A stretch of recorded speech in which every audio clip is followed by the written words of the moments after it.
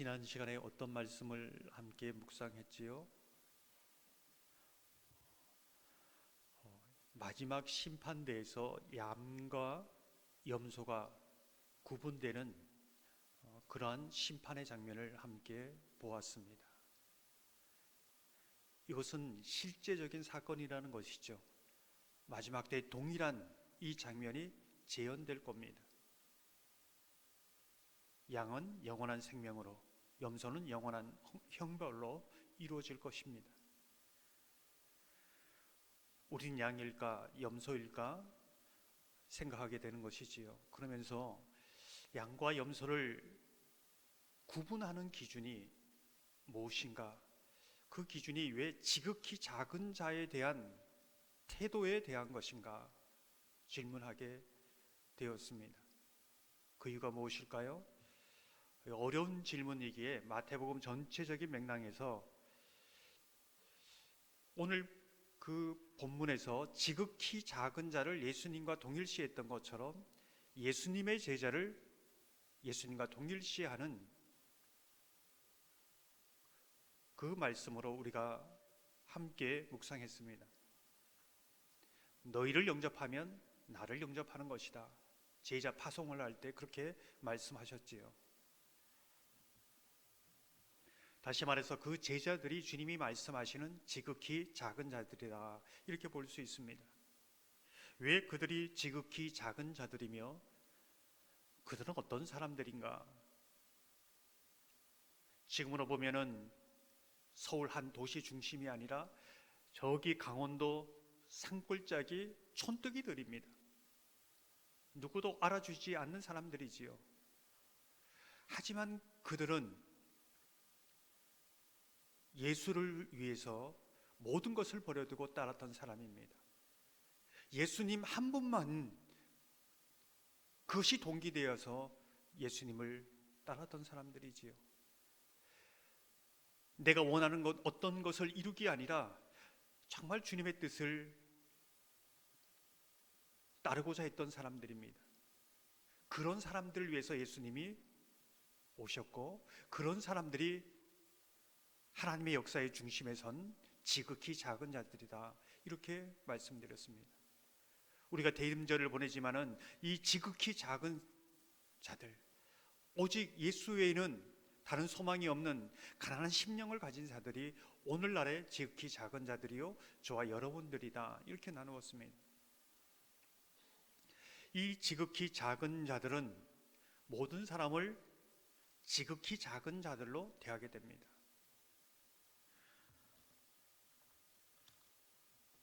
왜 염소는 지극히 작은 자에게 먹이고 마시우고 입히지 못했는가?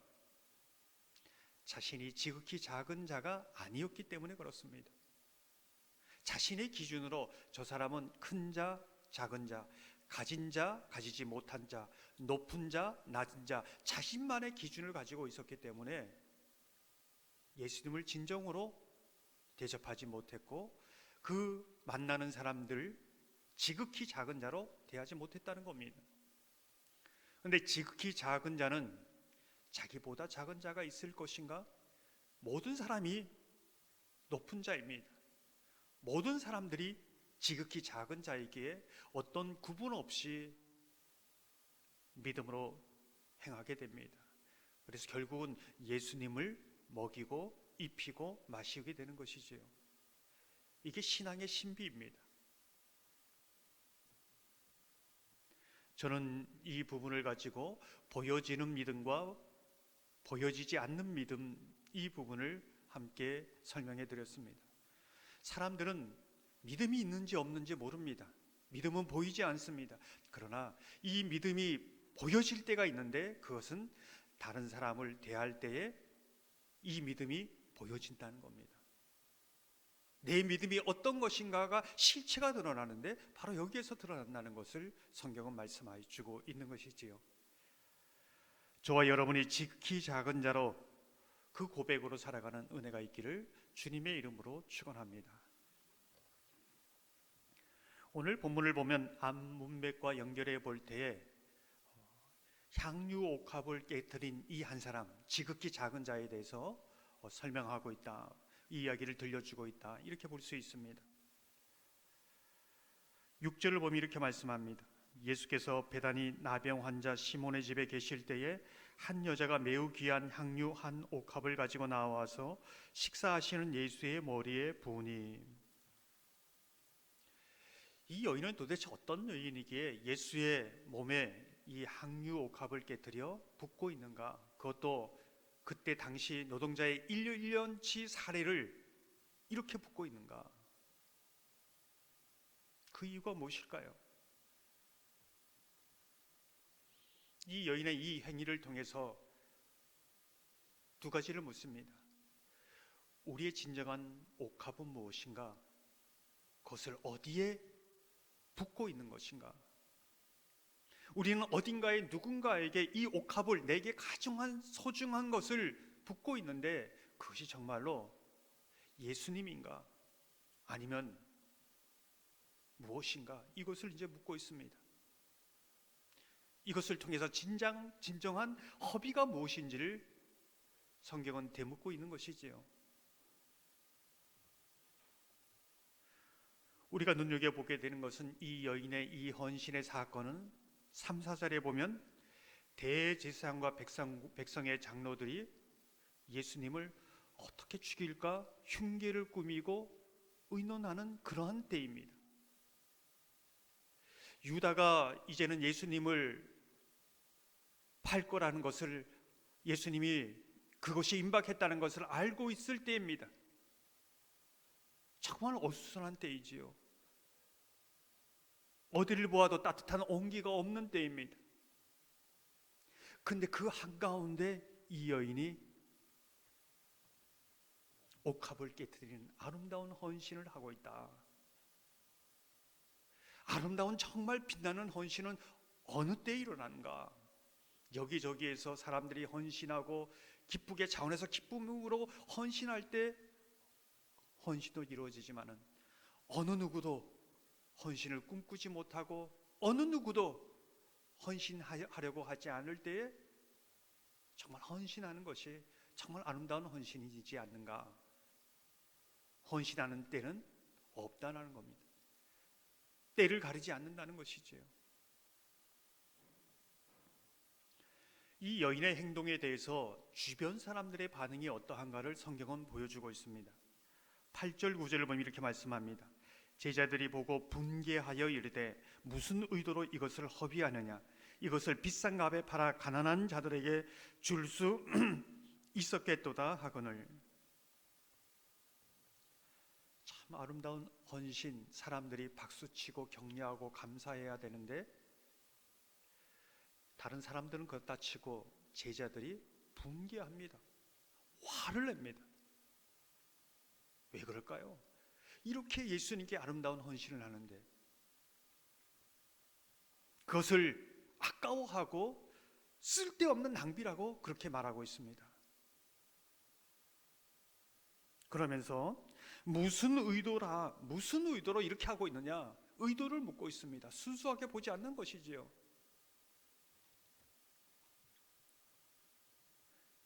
이 모습이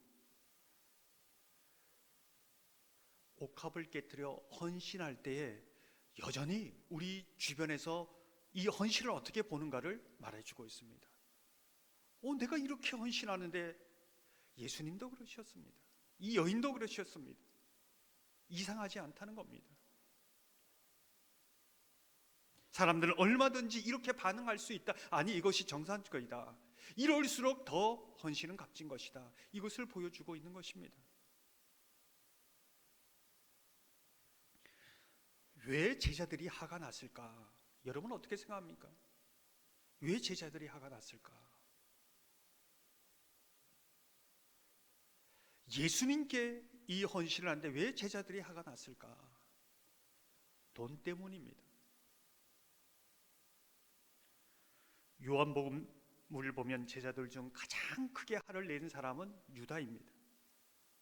돈에 대한 욕심 때문이라고 성경은 설명하고 있습니다. 왜 자신의 돈도 아닌데 왜 화가 났을까? 지금 제자들에게는 돈의 가치가 절대적입니다. 이 돈의 그 많은 돈의 양은 예수님의 친천과 인정의 그 양에 비례한다고 오해하고 있습니다. 야, 저렇게 헌신하면 예수님은 저 사람을 특별히 사랑하겠지, 특별한 은혜와 보상을 주시겠지, 오해한 겁니다. 그러한 이유로도 자신들은 하지 못한 것을 그 여인이 하기에 시기하고 있는 것이지요. 자신들은 밀려난다고 생각합니다. 그러면서 왜 너 돈 자랑하느냐 이렇게 나무라기도 합니다. 성경은 유다에 대해서 좀 더 자세히 말씀하고 있습니다. 요한복음에 보면 유다는 그 돈을 자신의 돈으로 생각했습니다. 분명히 향유 옥합을 깨뜨린 자의 여인의 돈이지요. 근데 자신의 돈으로 생각한 겁니다. 왜냐하면 예수님께 그 드린 돈은 모두 자신이 관리했고 자신의 돈처럼 쓰고 있었기 때문에 그렇습니다. 그렇게 자신의 돈이라고 생각하니 자신의 돈이 낭비된 겁니다. 저 돈 내가 관리했으면 내 맘대로 쓸 건데 이렇게 생각한 겁니다. 그래서 성경이 그 부분을 정확하게 말씀하고 있는 것이지요. 그래서 화가 났다. 사실 이 장면에서 가장 황당했던 분은 누구일까요? 예수님이지요. 모든 것을 버리고 예수님을 따랐던 제자들이 예수님에게 이렇게 헌신하는데 예수님이 아니라 돈 생각해서 여인을 예수님 앞에서 나무라고 있던, 얼마나 당황스러웠을까요?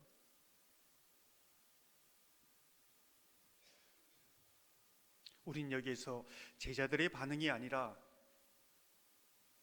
주변 사람들의 반응이 아니라 예수님은 어떻게 이것을 보고 있는가, 이것이 중요하지요. 10절 11절을 보면 이렇게 말씀합니다. 예수께서 아시고 그들에게 이르시되 너희가 어찌하여 이 여자를 괴롭게 하느냐, 그가 내게 좋은 일을 하였느니라. 가난한 자들은 항상 너희와 함께 있거니와 나는 항상 함께 있지 아니하니라.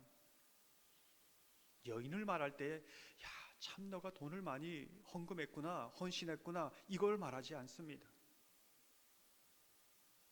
마치 1,000원, 2렙돈을 헌금한 그 여인과 동일하게 보고 있습니다. 돈의 양이 아닙니다. 주님은 무엇을 보았을까요?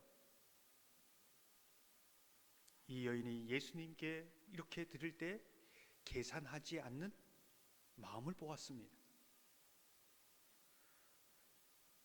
계산하고 이리저리 재어보고 그런 것이 아니라 예수님 사랑하기에, 예수님의 은혜에 너무 감사하기에 드린 그 마음을 보신 겁니다. 만약 이 여인이 이거 결혼할 때 내가 써야 되는 돈인데 계산했다면 드릴 수 있었을까요? 이거 드려서 내가 앞으로 어떻게 사나, 드릴 수 있었을까요? 드리지 못했을 겁니다. 계산하면서 드렸다면 이만큼 했는데 하나님은 10배, 10,000배 갚아주지 않을까? 그렇게 갚아주셔야 됩니다, 이렇게 말하지 않았을까요? 근데 계산하지 않았습니다. 저는 또 다른 측면에서 만약에 이 여인이 계산하면서도 드렸다면, 이것을 순전하게 하나님이 그 중심을 보셨다면 이 향유 옥합보다도 그 어떤 것보다도 드리면서도 예수님의 그 은혜, 사랑에 비하면 10,000분의 1도 갚지 못할 아주 작은 것으로 주님이 그만큼 아주 귀한 분으로 고백하며 드리지 않았는가, 이렇게 생각합니다. 이 여인의 모습은 저와 여러분에게 이런 질문을 던지는 것이죠. 우리가 하나님 앞에 헌신할 때 계산하면서 하는가, 계산하지 않으면서 하는가? 예수님은 정말 무엇을 볼 것인가, 보고 있는가? 저는 계산하지 않는 여인의 그 이 모습을 보면서 이전에 함께 묵상한 달란트 비유를 다시 생각하게 됩니다. 1달란트 가진 자와 2달란트, 5달란트 가진 자, 그 차이점이 무엇일까요? 오늘 이 여인처럼 계산하지 않습니다. 2달란트, 5달란트 가진 사람은 실패할 수도 있습니다. 그러나 계산하지 않습니다. 계산하지 않았기에 새로운 시도를 합니다. 예수님을 향해서 새로운 도전을 합니다. 전혀 생각하지 못한 것을 합니다. 하지만 1달란트 가진 사람은 예수님을 위해서 어떤 시도도 도전도 하지 않습니다. 왜 그럴까요? 계산하기 때문에 그렇지요. 돈을 잃어버릴까? 돈을 얼마나 손해볼까? 이거 하다가 내가 괜히 책망을 받지 않을까? 다양한 생각을 하니까 단 한 발도 못 나가는 겁니다. 그래서 아무것도 하지 못했고 아무 일도 일어나지 않았습니다. 이게 가장 악하고 게으름한 것이죠.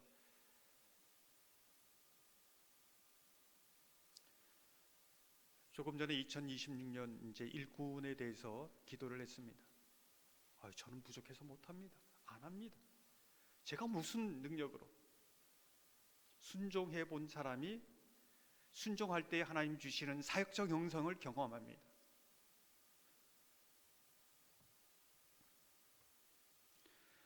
우리가 놓치지 말아야 될 것은 이 옥합을 깨뜨린 새로운 시도, 도전을 한 여인 때문에 지금도 옥합을 깨뜨린 수많은 믿음의 사람들이 있다는 겁니다.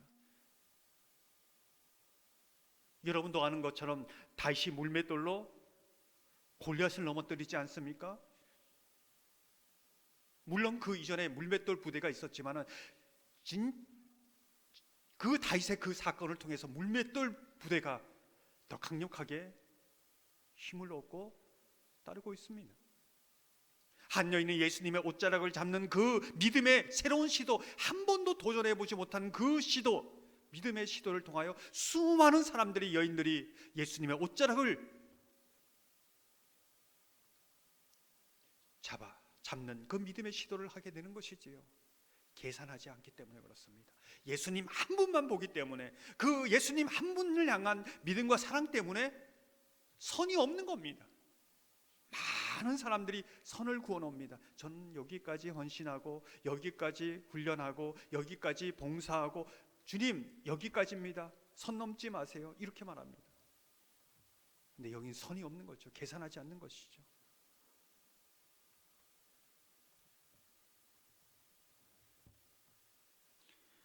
예수님은 이 여인의 행동에 대해서 성경 어디에도 찾아볼 수 없는 기억해야 된다, 복음이 전하는 곳에 이 여인의 사건을 기념해라, 이렇게 말씀하고 있습니다. 어떤 누구에게도 기념하고 기억하라고 말하지 않습니다. 13절을 보면 내가 진실로 너에게 이르노니 온 천하에 어디서든지 이 복음이 전파되는 곳에서는 이 여자가 행한 일도 말하여 그를 기억하리라 하시니라. 다른 복음서에는 기념하라 그래요. 저와 여러분의 질문이 무엇입니까? 왜 예수님은 오고 가는 세대 속에 이 여인의 이 행한 것을 기억하라고, 기념하라고 하셨을까? 여러분은 어떻게 생각하십니까? 도대체 무엇을 기억하고 기념하라는 겁니까? 여러분 중에는 이렇게 생각하는 분도 있지 않을까요? 그 여인의 행동이 그렇게 기념할 만한 것이어서 이렇게까지 예수님은 말씀하시는가?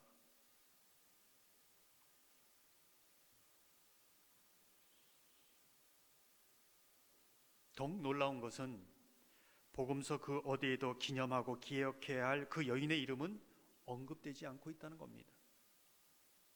그 여인의 이름은 아무도 모릅니다. 그 무엇을 기념하고 기억해야 했을까? 지금까지도 이것을 기억하고 기념해야 된다. 성경은 동일한 오늘의 말씀으로 우리에게 말씀하지 않습니까? 예수님은 이 여인의 행동에 대해서 의미를 부여하십니다. 12절을 보면 이 여자가 내 몸에 이 향료를 부은 것은 내 장례를 위하여 함이니라. 이 구절에 대해서 신학자 포렌스는 이렇게 설명합니다. 그의 죽음의 가치를 확증했던 것이다, 이렇게 말합니다. 무슨 뜻일까요? 1년치 노동자의 살에 굉장한 가치죠. 상징적인 겁니다. 내 장래를 위한 것이다. 예수 그리스도의 죽음과 부활의 가치가 어떠한지, 자신의 모든 것을 팔아서 깨트려도 아깝지 않은 이 복음의 가치를 증명하고 확증했다고 말씀하는 거죠. 가난한 자를 돕는 것보다, 이 세상의 돈의 가치보다, 그 어떤 것보다 예수 그리스도의 이 복음의 가치가 비교할 수 없다는 겁니다. 이게 복음의 비밀이고 기념하고 기억해야 할 일이라는 것이지요. 교회는 구제기관이 아닙니다. 가난한 자를 돕기 위해서 있는 것이 아닙니다. 교회는 그 크기와 재정의 많음을 자랑하는 그런 것이 교회가 아닙니다. 예수 그리스도의 복음, 그 생명의 가치, 그것을 자랑하는 것이지요. 이것을 기념하고 기억하는 겁니다. 자신의 전부를 깨트려 이 복음을 살아가는 겁니다. 이 예수 그리스도를 얻으라는 겁니다. 붙들라는 겁니다. 이게 복음이라는 것이지요.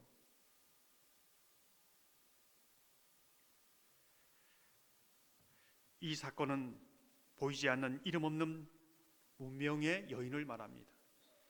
이 복음이 어떻게 증거되고 계속적으로 확장되고 계속적으로 땅끝까지 전해지는가?